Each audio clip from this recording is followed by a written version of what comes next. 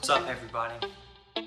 So, if there's anything I can say right now, it's been too long. It's been a long time since I put out an episode, so let's just get started. It's going to be a little bit shorter.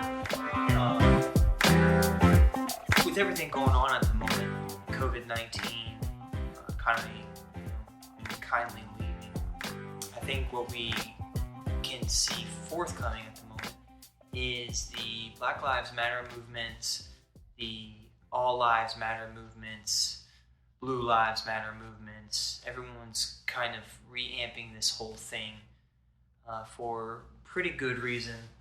But let's just be responsible. Everybody act accordingly, and that means both the people who are pro-gun and anti-gun. Let's act appropriate. Let's be kind and good human beings to people. But notice that there's a huge issue in our government. And something that I'm not very familiar with is the way that law enforcement works. So I say this with an open mind and with uncertainty that I believe that our police force simply needs to get more training and simply needs more accountability. Who the job is for is another question and something that maybe you can exercise debate and help figure out for the world, because I believe that most people that go into high stress level jobs like that truly do not know how to handle certain situations. And just like gun handling, and I wouldn't necessarily say the word gun control, but as far as handling a gun, there's a lot of practice to this, and there's a lot of repetitiveness that needs to happen and become muscle memory. And just like that, I believe that mental exercises and mental awareness also need to become muscle memory. And so let's just pray for our boys in blue and for the family of George Floyd. Pray for them, because it's just a tragic thing has happened. And also pray for peaceful protesters, peaceful protesting. Pray that war doesn't break out, because the last thing our country needs after coming together is to be torn apart. And the one good thing about the virus is most people stuck together, and we treated each other a little bit nicer and a little bit more like humans than we are at the moment, or certain people are at the moment, not everyone. There's peaceful protests going on around all over, and I've been making it a point to talk to any African American individual that I see and get points of views from them. And most of them are pretty understanding, and it's just really encouraging to see that they're talking about this and that they're not outraged. And I think outrage culture strictly only exists when large groups of highly populated areas come together and start becoming angry.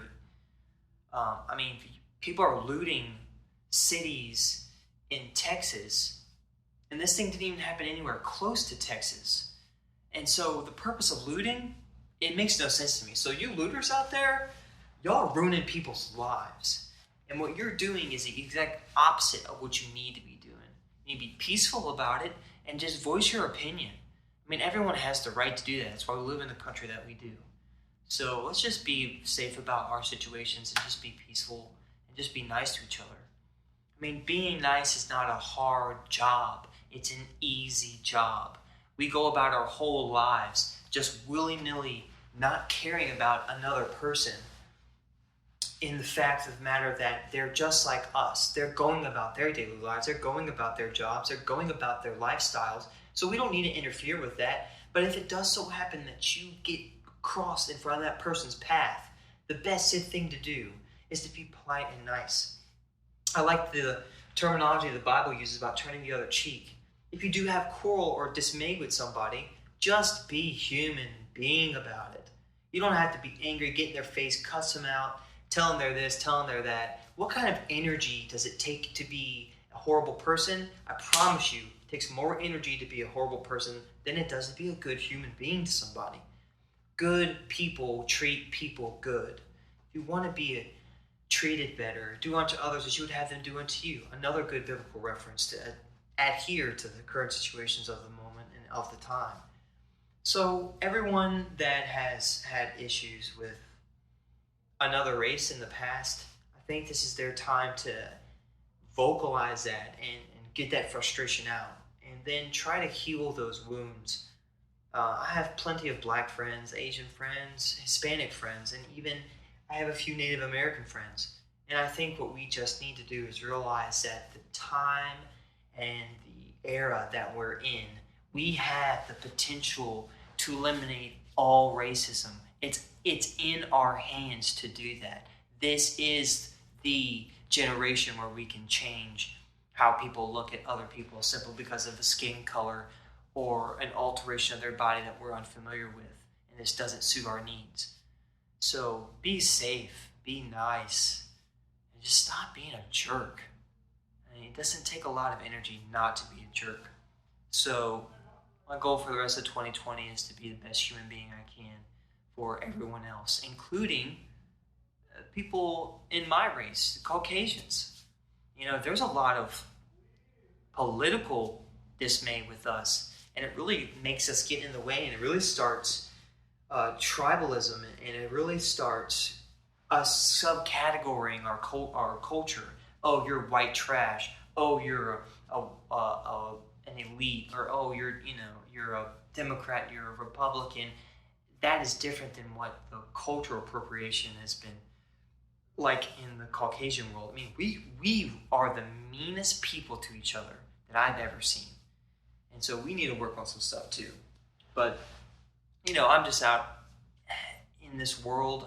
Right now I'm in central Mississippi, Jackson, Mississippi, actually the state capital. And what's going on here isn't going on everywhere else. And what's going on everywhere else is not taking place here. So in the South, I feel like we have a good hold on things to be able to help those other people understand that not everyone is outraged and upset. So let's just keep being positive. Let's just keep being personal.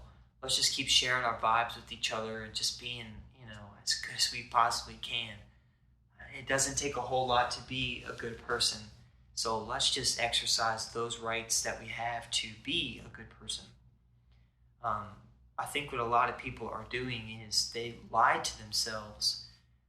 They use the issues in their lives to excuse their actions. And they lie to themselves by saying, well, I don't feel the same way you do, so I can act this way.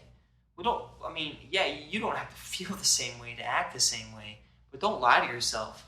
If something's wrong with your problems in your heart and in your mind, and you need help, whether it's a psychedelic trip, a Sunday school service, someone you look up to reaching out to you, or a heart-to-heart with your friend, family, or spouse.